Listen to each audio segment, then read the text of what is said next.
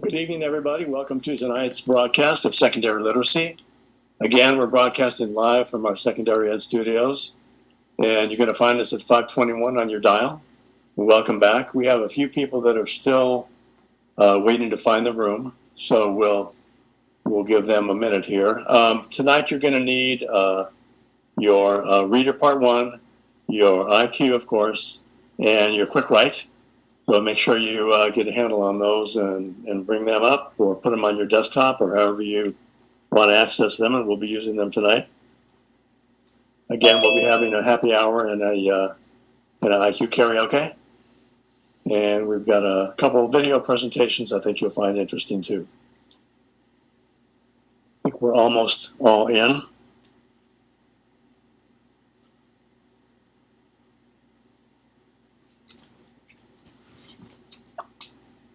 Got a few people still out there in the universe, but that's okay. How's everybody doing tonight? Let me check in with you and see if there's anything that you have a question about or need to share or anything like that before we get started.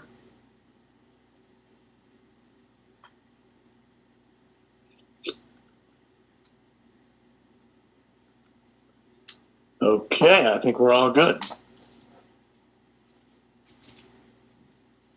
So grab onto your seats. Here we go. We're going to go ahead and get started.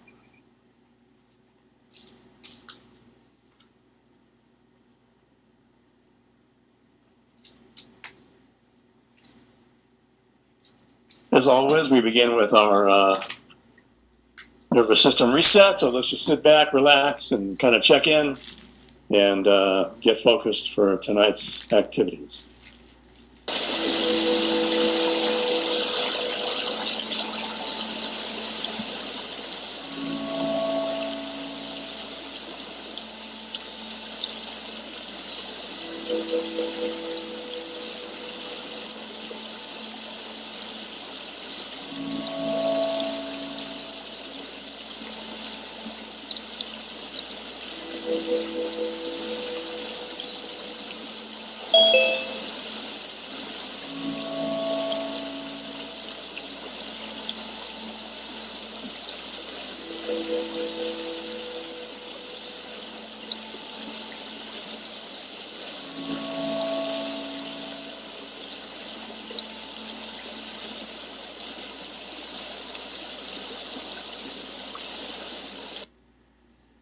All right.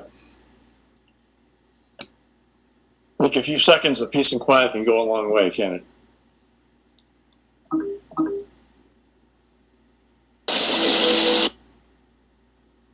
So last week we talked about some of the characteristics of the culturally responsive classroom. I wanted to share with you an interesting program that was being done in Illinois. I think COVID may have put it on hold temporarily, but I think it's an interesting program for us to take a look at and create some insights in terms of how we connect to culture.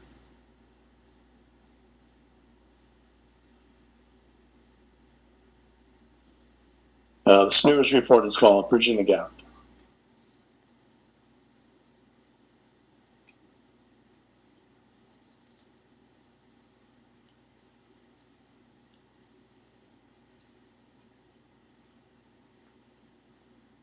But first, urban school districts are tough places to be a teacher, but also where the best and the brightest are needed the most. In Chicago, which is dealing with one of the worst budget crises in years, recruiting and holding on to good teachers is an uphill battle.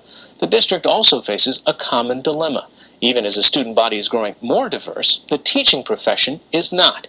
One university teacher training program is trying to step up to the challenge. Lisa Stark of Education Week has the story. It's summer in the city of Chicago, the nation's third largest public school district. And these aspiring teachers are getting to know each other. The first step in an intensive summer fellowship to prepare them to teach in urban schools. I want to be a teacher in Chicago Public Schools because I think I can make a really big difference. And make sure other students who come from backgrounds like myself get these opportunities. These fellows, 21 of them, are all students at Illinois State University, training to be teachers. They have high hopes, but most, like Morgan Brower, have little or no experience in the inner city. We first met Morgan the day before at her home about an hour away. Tell me about this neighborhood, how you grew up. So I'm from the suburbs of Chicago, Rolling Meadows specifically. Morgan typifies America's teaching force, mostly white, mostly female. I grew up, everyone basically goes to college. There's not really like any question. Like I was going to college, that was that. And I think that's why I kind of want to teach in Chicago public schools, is because they don't have the same opportunities that I did growing up in the suburbs. All right, ready to go? Ready, Mom? So it is going to be a new experience.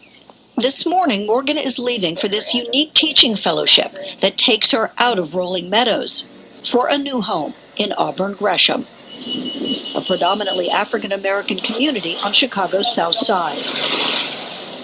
One of 4 neighborhoods fellows are placed in for 1 month, all with high poverty schools, many with high crime rates as well.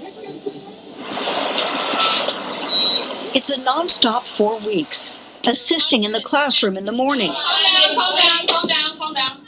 volunteering in the afternoon.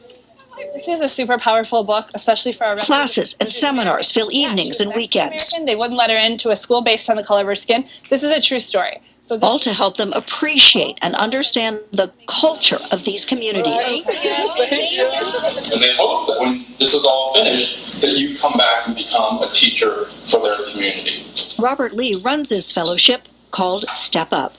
This infusion, this allowing candidates to experience firsthand and start to confront their own race, their own class, their own sources of privilege, leads to a much stronger teacher when they enter the field. Only 7 years old, with 144 participants so far, it's a small program, but one that takes enormous effort, including finding funding, about $8,000 a fellow. That's where the challenge is going to be. Virtually every teacher college requires so-called cultural competency training. There's an area up there. But Professor Carol Lee says many programs come up short.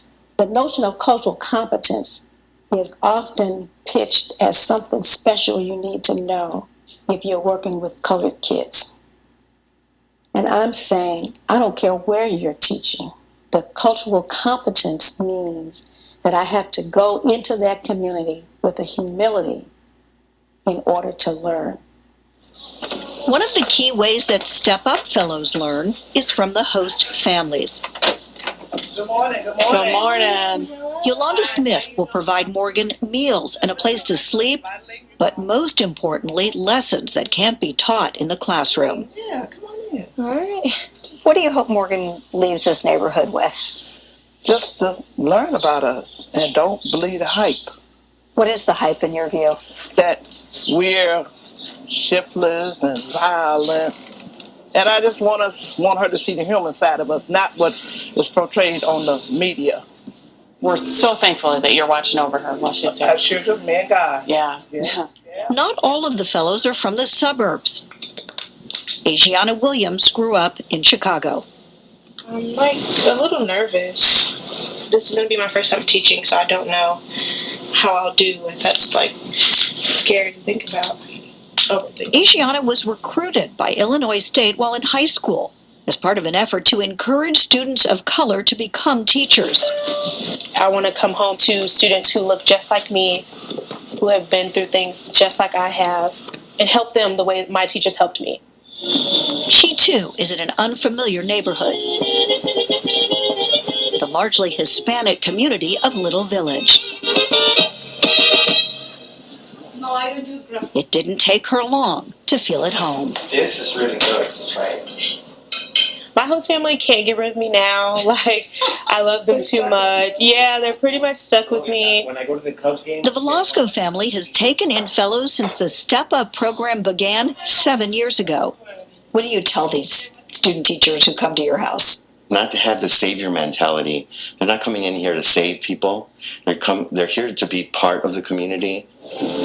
And they really have to get to know where the kids are coming from in order to be able to teach them better, to reach them, to inspire them. Finding host families and local schools. My name's Miss Morgan. What's your name? Is done with the support of community groups. Good morning. Good morning.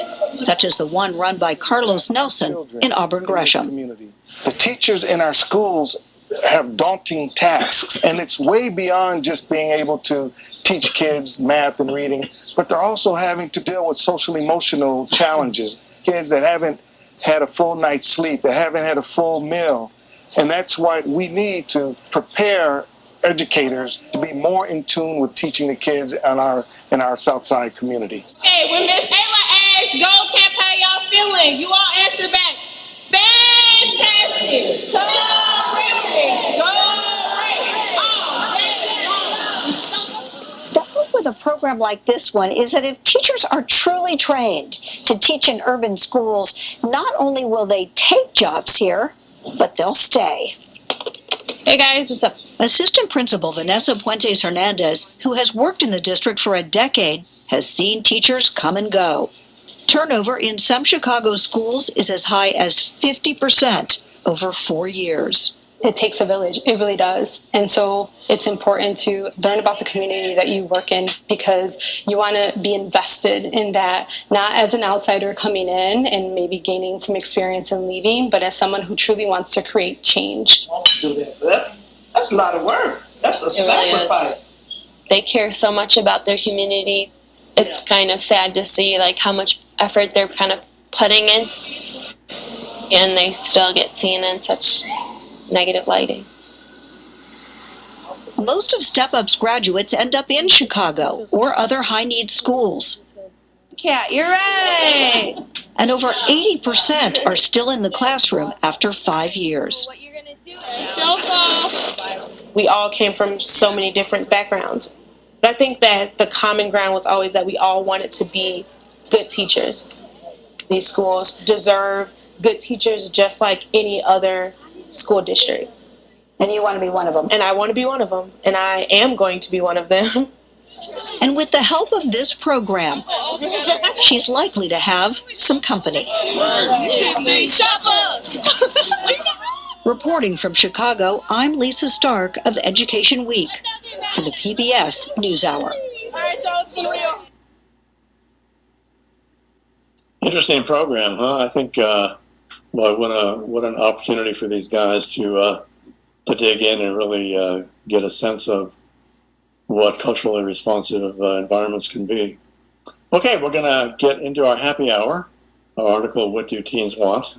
And again, with our happy hour protocol, again, I'm going to ask that you each introduce yourself to your group. And if you could turn your screen on, that would be great. And then each of you share a paraphrase. Pick one word from the 5 that you chose and why you chose it. Again, if somebody chooses your word, then go ahead and pick another one. You have 4 other ones to choose from. And then talk about one idea from the bottom box. And then if you get to it, an implication. We're going to be doing this for about 5 or 6 minutes. So you all know the drill. Any questions before we get started?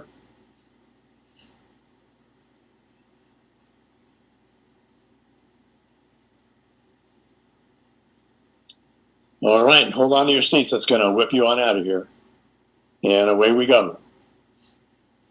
And I'll jump around checking with you all in the room as best I can. Okay, here we go, up and away.